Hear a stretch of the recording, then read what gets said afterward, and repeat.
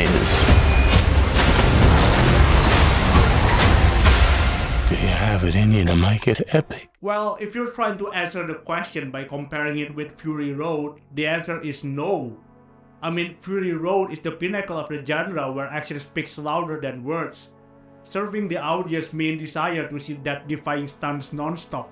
If that's what you expect in Furiosa, then unfortunately you will be filled with disappointment. Don't get me wrong here, every action sequence in Furiosa still retains that same quality and complexity of the franchise charm. After all, this film is still handled by the mastermind George Miller, who was born with natural skills with the purpose of delivering entertaining action sequences, and understanding that we all wanted to see people getting their skulls smashed and bashed in creative ways. However, at the time we expect more, especially because of the screen time that Furiosa holds, this prequel offers less of it.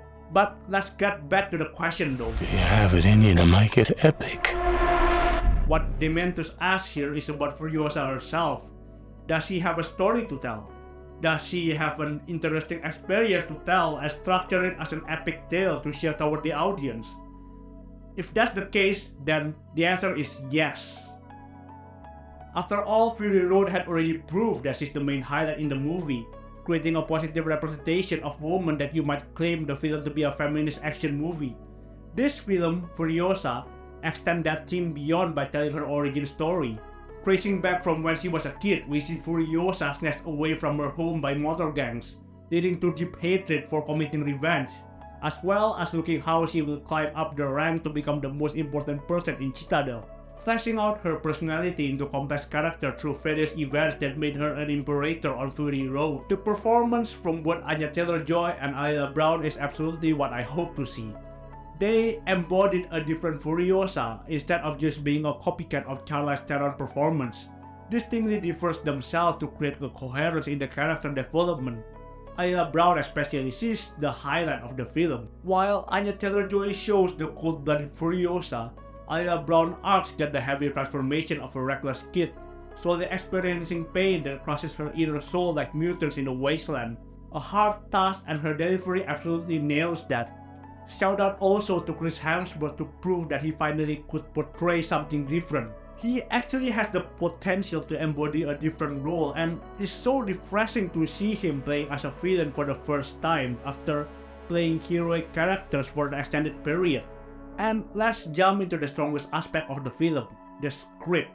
Yeah, I found that the script might be a little bloated at times and the pacing could be off because of the exposition that it offers, but I can't deny in terms of story, this is the most complex that the franchise has ever offered. The emotional weight is much heavier since we're hooked to the main character, experiencing the same emotion that Furiosa feels. Seeing from the eye of our protagonist experiencing the oppression of power, whether through nature, hierarchy, and treatment of man, emphasizing the strength of female character through the brutality of his surrounding. That's what made the story of Furiosa so epic, and I don't think it is fair to compare the film with Fury Road. In contrast of the male-driven story focusing from the eye of Max Rokastansky, this film is the legacy of Furiosa, the imperator that experiences childhood trauma and grows into a powerful figure on the wasteland. A great additional entry to this unique franchise that expands our understanding of the cinematic world it offers. All I have to say is watch the film. Try to avoid rewatching Fury Road if possible so you won't be feeling disappointed. Sit tight, enjoy the action, and learn the history of an important figure in the Valhalla. That's all from me, but what do you guys think of the film? Please comment down below to let me know, and then also subscribe to my channel, and also share this video to support me, and I will see you guys in the next video. Good morning, good afternoon, good evening, and good night.